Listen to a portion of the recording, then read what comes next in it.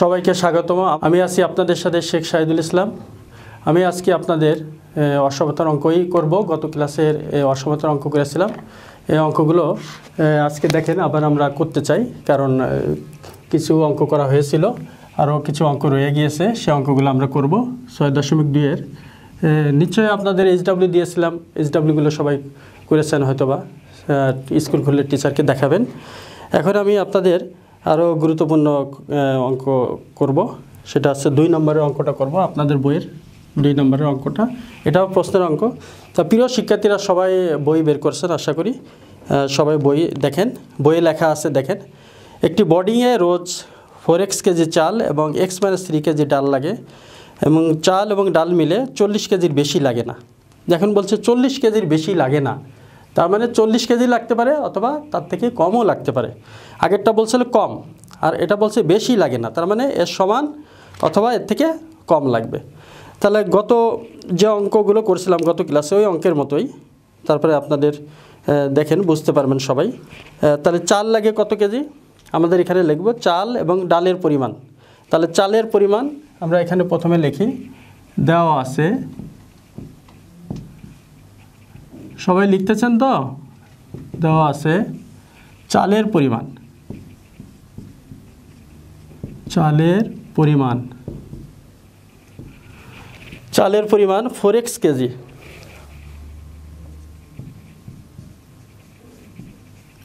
এবং ডালের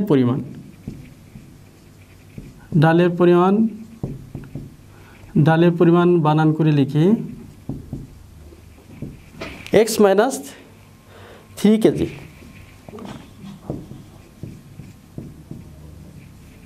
তাহলে এখন বলছে যে এই চাল এবং ডাল মিলে 40 কেজির বেশি লাগে না। তাহলে প্রশ্ন মতে আমরা লিখতে পারি, অথবা সত্য মতে লিখতে পারি। প্রশ্ন মতে আমরা লিখব 4x প্লাস x-3, যেহেতু বলছে 40 কেজির বেশি লাগে না, তার মানে 40 কেজি সমান অথবা তার থেকে কম হবে। গত ক্লাসের অঙ্কগুলোর মতোই দেখেন, এখানে একটা ব্র্যাকেট দিয়ে দিই আমরা। তার মানে এটা একটা অংশ ছিল, এটা একটা অংশ ছিল, এই জন্য ব্র্যাকেট দিলে বুঝতে সুবিধা হবে। সবাই একটু দেখেন। তাহলে এখন আমরা ব্র্যাকেট তুলে দিই, যেহেতু এখানে ফার্স্ট ব্র্যাকেটের আগে প্লাস চিহ্ন আছে, এই জন্য ব্র্যাকেটের অংশটা যা আছে তাই ঠিক থাকবে। এখন দেখেন আমরা একই জাতীয় সংখ্যা যোগ বিয়োগ করতে পারি। এখানে যেহেতু 4x, এখানেও x, তাহলে আমরা এখানে 4x এর সাথে x, যেহেতু এখানে একই চিহ্ন, তাহলে আমরা যোগ করব। 4x এর সাথে x যোগ করলে 5x হবে। সবাই বুঝতেছেন প্রিয় শিক্ষার্থীরা? এখন দেখেন আমরা 5x এর সাথে -3 বিয়োগ আছে, তাহলে আমরা উভয় পাশে +3 যোগ করব। তাহলে সবাই দেখেন, তাহলে উভয় পক্ষে আমরা সবাই সাইড নোটে লিখব উভয় পক্ষে 3 যোগ করে। কেন যোগ করব প্রিয় শিক্ষার্থীরা? যেহেতু এখানে -3 আছে, এজন্য 3 আমরা যোগ করব, যোগ করে। তা সবাই একটু দেখেন, তাহলে 5x < 43। সবাই খেয়াল করেন, এখন এখানে 5x আছে, x এর সাথে 5টা গুণ আকারে আছে, এই জন্য আমরা উভয় পক্ষকে 5 দ্বারা ভাগ করব। তাহলে আমরা এখানে উভয় পক্ষকে 5 দ্বারা যদি ভাগ করি, আমরা সাইড নোটটা লিখব উভয় পক্ষকে। একটু আগে আমি বলেছিলাম যোগ বিয়োগের সময় পক্ষে গুণ ভাগ করলে দ্বারা, উভয় পক্ষকে 5 দ্বারা ভাগ করে। বুঝতে পারছেন? 5 দ্বারা ভাগ করলাম, এই পাশে 5 কাটা, 43/5। এখন এখানে আমরা যদি ভাগ দিই, তাহলে আমাদের সমস্ত আকারে আসে বা দশমিকে আসে। যেহেতু এখানে কাটাকাটি করা যায় না, তাই আমরা এভাবেই রেখে দিই, অথবা ভাগ করতে পারি। তাই এইভাবে রেখে দেওয়াটাই উত্তম। এখন দেখেন খেয়াল করে সবাই x - 3 কেজি চাল লাগে, এখানে আমাদের x এর সম্ভাব্য মান বের করতে বলছে। তাহলে x এর সম্ভাব্য মানটা এখানে একটা মান আমরা পেয়েছি যে 43/5 সমান হবে অথবা কম হবে। এখন এই কমটা কতটুকু পর্যন্ত হবে সেটা আমাদের জানতে হবে। এখানে যেহেতু ডালের পরিমাণটা উল্লেখ করা আছে, তার ডালের পরিমাণ তো 0 কেজি হতে পারবে না, সেই জন্য অবশ্যই ডালের পরিমাণ 0 কেজির বেশি হবে। তাহলে আমরা এখানে একটা কথা উল্লেখ করব, সবাই দেখেন নিচের অংশ আমি একটু রেখে দিলাম অনেকে তোলার জন্য যাতে তুলতে পারেন। তা সবাই দেখেন পরবর্তী অংশটা,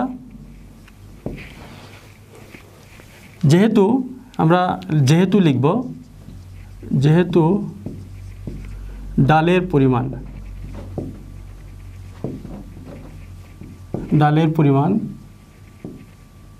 x - 3 কেজি, যেহেতু ডালের পরিমাণ x - 3 কেজি, তাহলে ডালের পরিমাণটা অবশ্যই 0 কেজির বেশি হবে। সুতরাং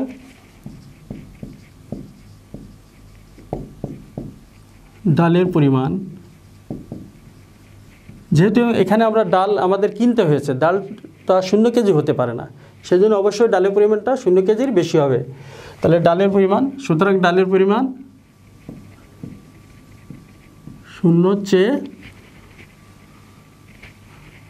0-এর চেয়ে বেশি হবে।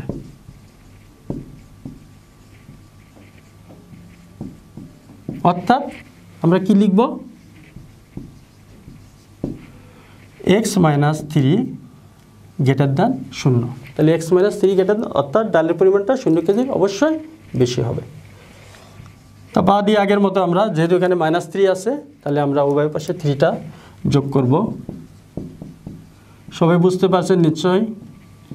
সাইড নোটটা আগের মতো আমরা লিখব, উভয় পক্ষে 3 যোগ করে।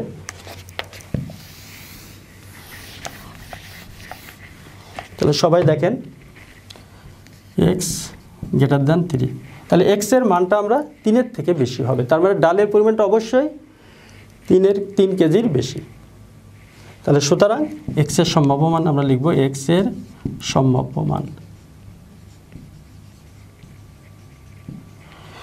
x এর সম্ভাব্য মানটা তাহলে কি হবে, যেহেতু আমাদের 3 কেজির বেশি হবে, তাহলে আমরা এখানে ছোট সংখ্যাটা আগে লিখব। আমি আগেও বলেছি যে কম্বাইন করে লেখার ক্ষেত্রে ছোট সংখ্যাটা আগে লিখতে হয়, এরপরে যেহেতু চলক আমাদের x, আর বড় সংখ্যাটা আমাদের এখানে ছিল, আপনাদের কাছে লেখা আছে 43/5, আর এখানে অবশ্যই ইকুয়াল ছিল, লেস দ্যান আর ইকুয়াল। তাহলে আমাদের আনসারটা আসবে, এখানে দুটো আনসার আসবে, কারণ আপনাদের বলছে অসমতার মাধ্যমে প্রকাশ করে এবং সম্ভাব্য মান নির্ণয় করে x এর। তাহলে আনসার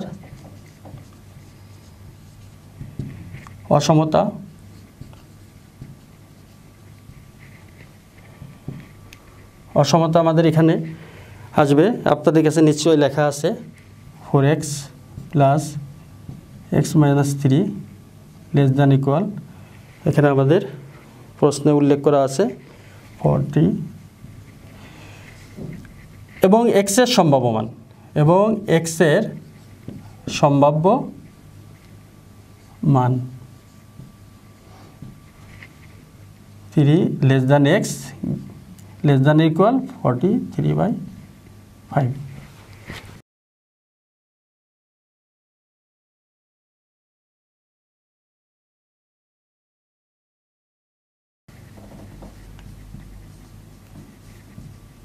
জেট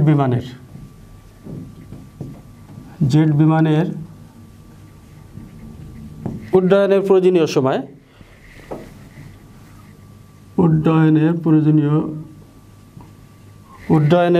সময় সবাই লেখেন প্রয়োজনীয়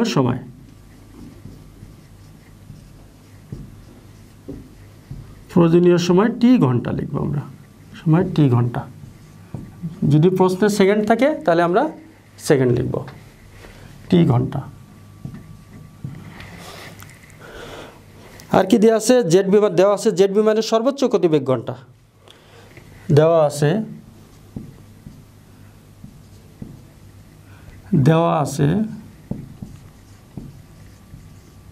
জেট বিমানের জেট বিমানের সর্বোচ্চ গতিবেগ ঘন্টায়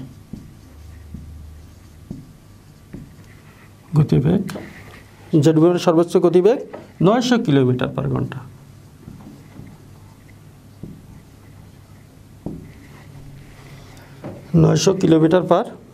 ঘন্টা। এখন এবং বায়ুর প্রতিকূলে এত কিলোমিটার পার ঘন্টা লিখে দিয়ে আমরা এখানে একবার ঘন্টা লিখলেই হবে। কিলোমিটার পার ঘন্টা অথবা গতিবেগ ঘন্টায় দুটাই লেখা যায়। এবং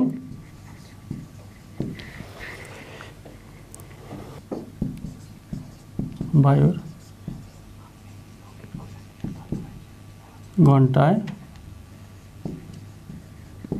যায় 100 কিলোমিটার।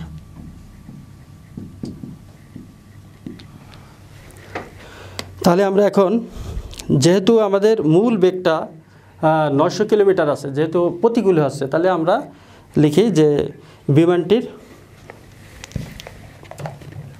সুতরাং জেট বিমানের গতিবেগ বায়ুর প্রতিকূল মানে প্রতিকূল বলতে বিপরীতে, বায়ুর প্রতিকূলে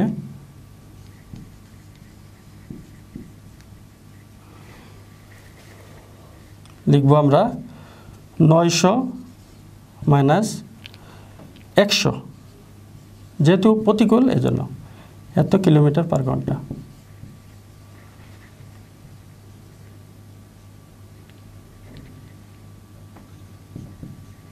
সুতরাং জেট বিমানের গতিবেগ, তাহলে আমরা এখানে সবাই লিখতে পারছেন, আমি উপরে লিখছি, নিচেরটা আপনারা লেখেন সবাই। নিচে কিছু অংশ আমি লিখে দিলাম, এরপরের থেকে দেখেন। সুতরাং বিমানটির গতিবেগ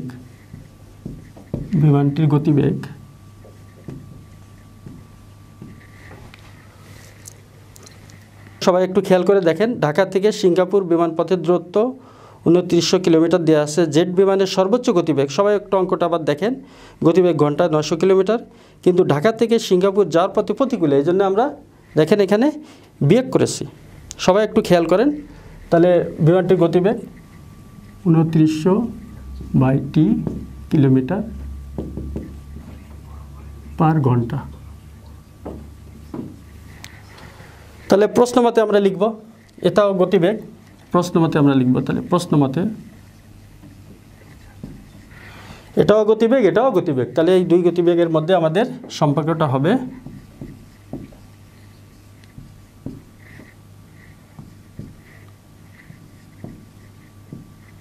100। সবাই খেয়াল করছেন? আমরা এখানে ব্র্যাকেট দিতে পারি। তা আমরা এখন ক্যালকুলেশন করব। সবাই ক্যালকুলেশন করে আমি নিচের অংশটা মুছে দিলাম। সবাই খেয়াল করছেন? ওকে, সবাই দেখতেছেন? 2900/t আর এখানে লেস দ্যান ইকুয়াল 800। এখন আমরা ব্যস্তকরণ করব। ব্যস্তকরণ করলে অসমতার চিহ্ন চেঞ্জ হবে। তো সবাই খেয়াল করেন, আমরা উভয় পক্ষকে 800 দ্বারা ভাগ করব। উভয় পক্ষকে 800 দ্বারা ভাগ করব, 800 দ্বারা ভাগ করব। সাইড নোটে আমরা লিখব উভয় পক্ষকে 800 দ্বারা ভাগ করে, 800 দ্বারা ভাগ করে, এখন ভাগফল কি হবে? এখানে টি 800 কেটে যাবে। তাহলে এখানে আমাদের থাকবে দুটা শূন্য মিল আছে, কেটে যাবে এটা। এখন আমরা এইভাবে রেখে দিতে পারি অথবা ক্যালকুলেশনও করতে পারি। দেখেন, এটাকে যদি ক্যালকুলেশন করি আমরা ভাগ করতে পারি, সাইডে এখানে ভাগ করে দেখতে পারি। আমরা 8 দিয়ে 29 ভাগ করি, 3 × 8 = 24, এখানে 5 থাকবে। তাহলে আমরা এখানে 3 সমস্ত 8/5। তাহলে প্রিয় শিক্ষার্থীরা বুঝতে পারছেন আমরা অঙ্কটা করলাম। তাহলে এখানে আমাদের এখন এক্সের সম্ভাব্য মানের কথা বলে নাই, শুধু প্রয়োজনীয় সময় চেয়েছে। তাহলে প্রয়োজনীয় সময়টা এটা আমাদের। তো আমি এই উত্তরটা উপরে লিখি। সুতরাং প্রয়োজনীয় সময়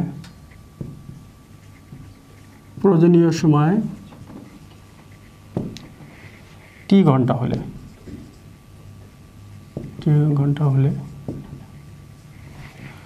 আমরা পাই আমরা কি পাবো? টি গ্রেটার দ্যান ইকুয়াল 3/8/5। তাহলে প্রিয় শিক্ষার্থীরা, আপনারা সবাই অঙ্কগুলো বুঝতে পেরেছেন। এখন আপনাদের বাসায় HW দিব, আর আগামী ক্লাসে আপনাদের এই 6.2-এর HW থাকবে।